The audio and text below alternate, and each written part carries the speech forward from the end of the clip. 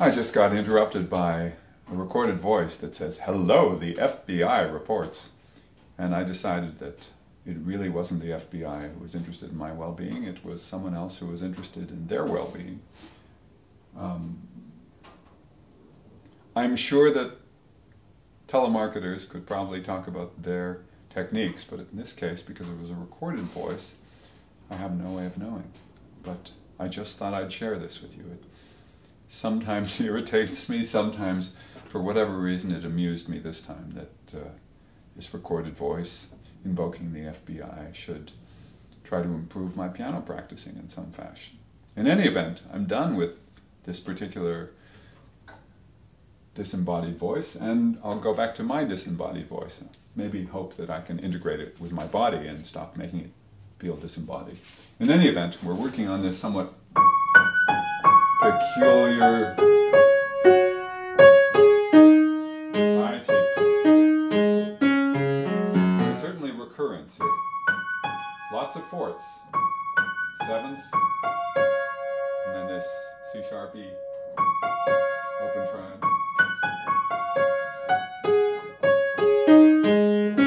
My fingering, I appreciate.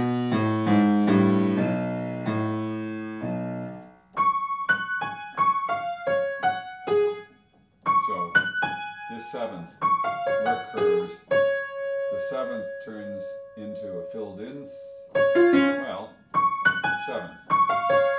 C-sharp octave filled in. Instead of an octave here, it turns into this, goes down to G-sharp, and then it gets to the C-sharp. There's the seventh. Okay, so every octave is a little different.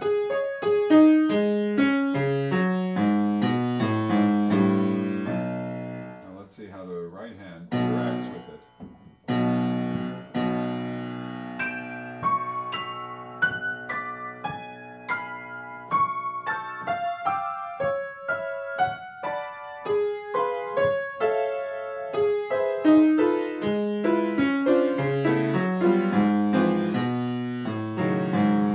This is the sort of passage, certainly, that many of my students complain about, because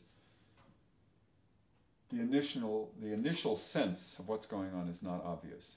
Maybe, certainly those intervals slightly change, that's relatively obvious, but the right hand's support thereof has to be pulled apart a bit more for sense to be made of it. Unlike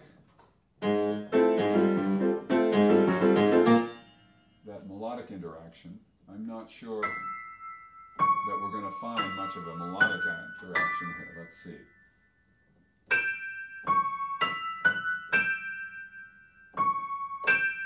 Well, there's a tritone down.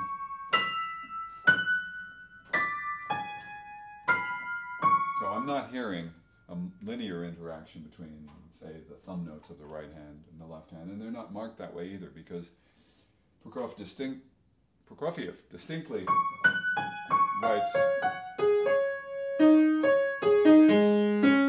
so on. Am I doing this right?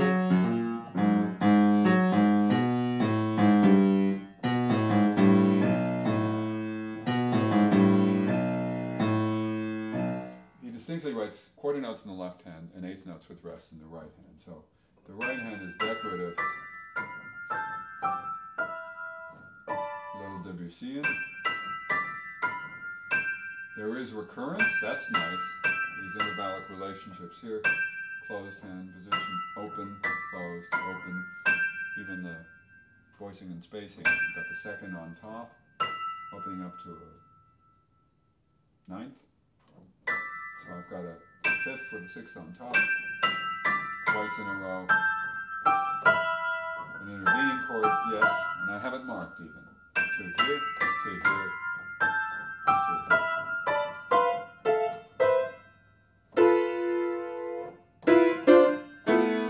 So there's a fair amount of recurrence.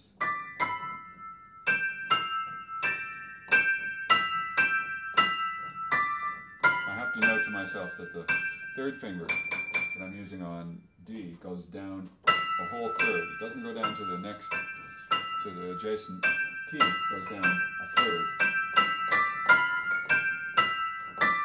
And then the top note, B, the middle note becomes the top note. And that's not true here when the passage breaks its pattern. Goes down a step. Okay, well that's worth noting. I'm going to notate that to myself step-wise, or scale or whatever. So we have, that helps me to link those. Okay, and that's identical notes to the first time, the first octave. That's useful. And then we have something different.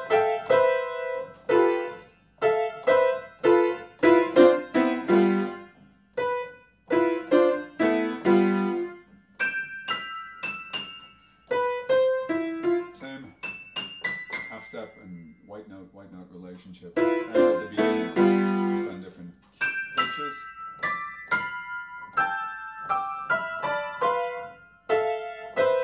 So I don't have any fingering marked for this little intervening thing. Sorry, I was talking over my playing, which I noticed from listening to myself doesn't work very well. I apologize.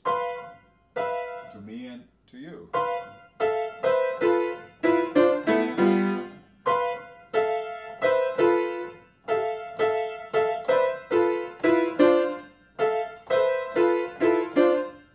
Again, it's the arbitrariness of the fingering that makes this difficult, because you could do so many different things and link it so many ways.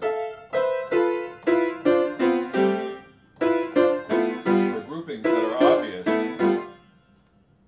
have obvious fingerings for me, because the way I feel them grouping melodically is also the way I feel them grouping physically. So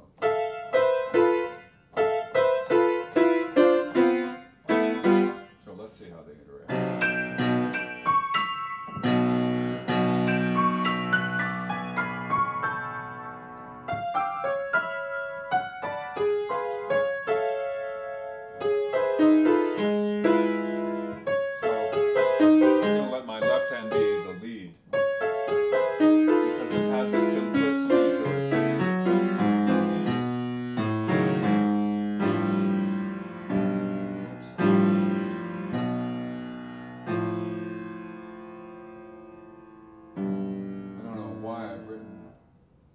Looks like a second finger on measure 39, second half note. It's very odd. Oh, I know why. It's left hand.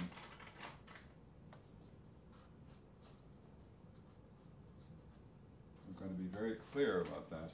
I decided my left hand would take both of those notes. It's very satisfying. Rather than having to move both, I just like the stabilizing quality of getting rid of that, of having that texture submerge, and then starting off, certainly with my right hand completely free, and actually both hands feeling free. So that's nice.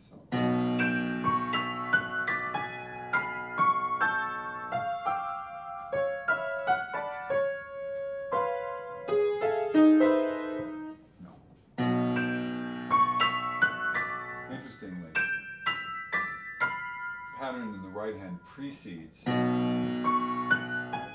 pattern in the left hand. The left hand tends to feel as if it's going to the third beat, to the first beat. The right hand is going from the first half beat to the second half beat. So it's concluding a gesture while the left hand just finishing. So the left hand chases the right hand.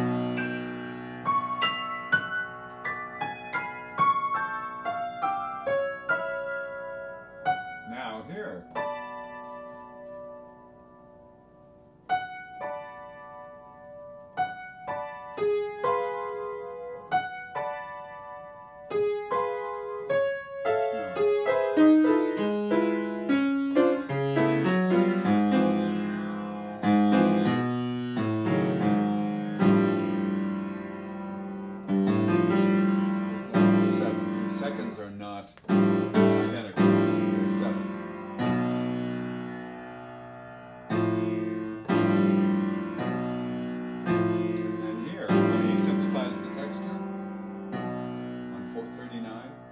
it's the lower note of the right hand and the upper note of the left hand,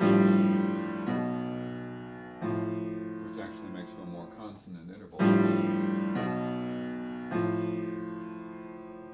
So we have a sixth here and a sixth here. Interesting.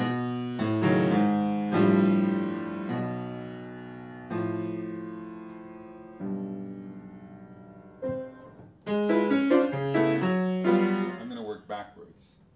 In other words, I'm going to try to make sense of the ending.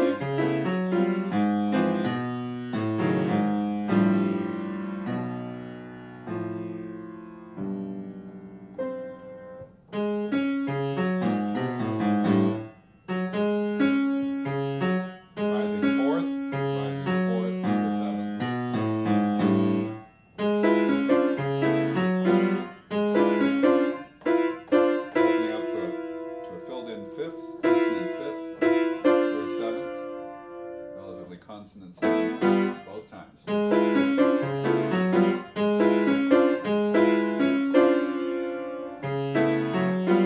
end up, the hands do, 1/2 step apart. That's useful. The other thing is the left hand is playing all black notes in the last.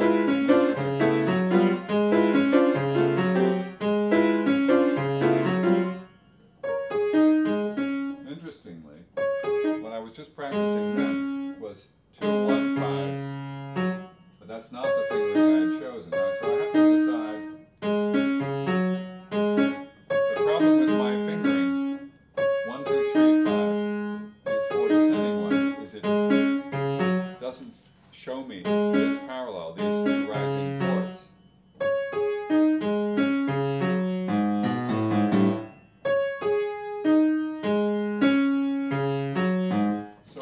Find a way of notating. What I'm going to do is I'm going to use a slightly squared line for my hand group and a curvy line to indicate that there's melodically or musically a relationship between these two and these two. So now to here and to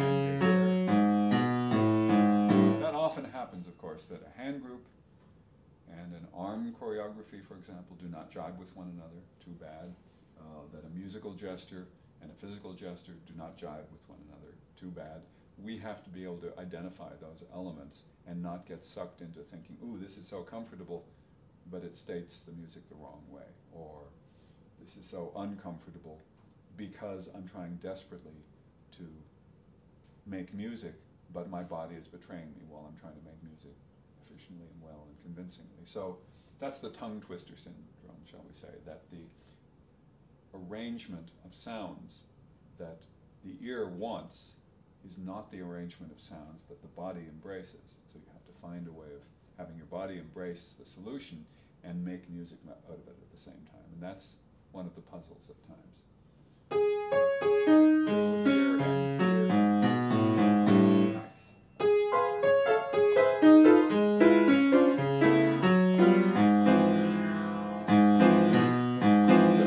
Nice. Interesting. We have filled in fifth, the filled in fifth. It's this sort of thing that can drive you crazy. Especially when they're all white notes. Finally, the black note.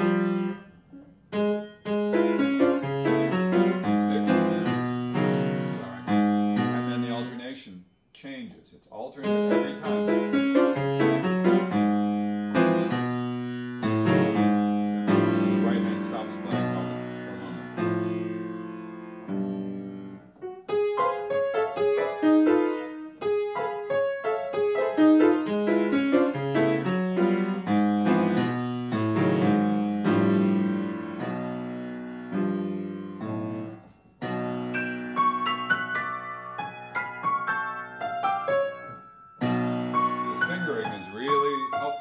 Find the keys. 1,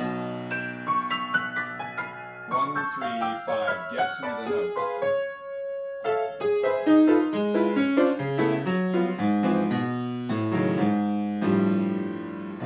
Now I could spend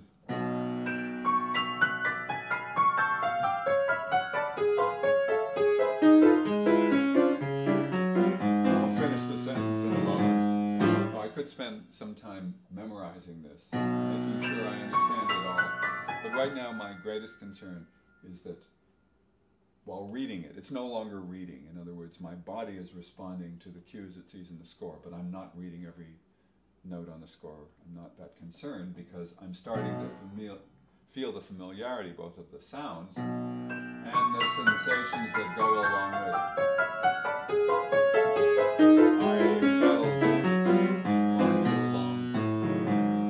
Okay, I should also note that this says fortissimo. So there's, and when I may have called it Debussyan before, I don't know, it's perhaps more messianic.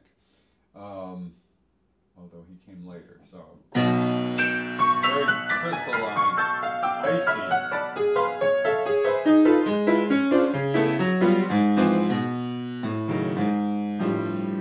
With much more of a transformation as a result.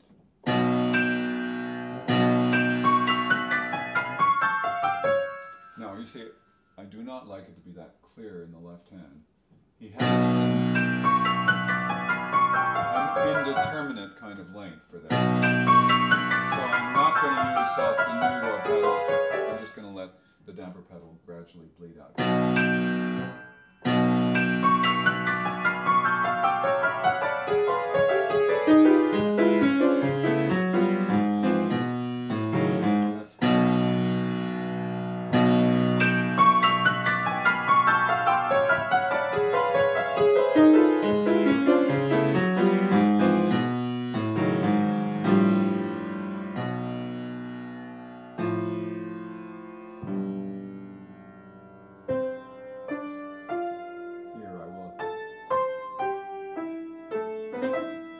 It says poco più mosso. I don't yet know what my tempo will be.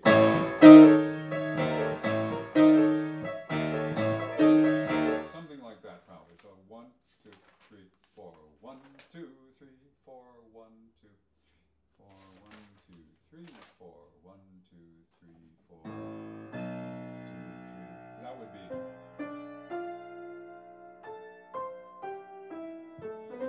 So something a little bit more than that would be.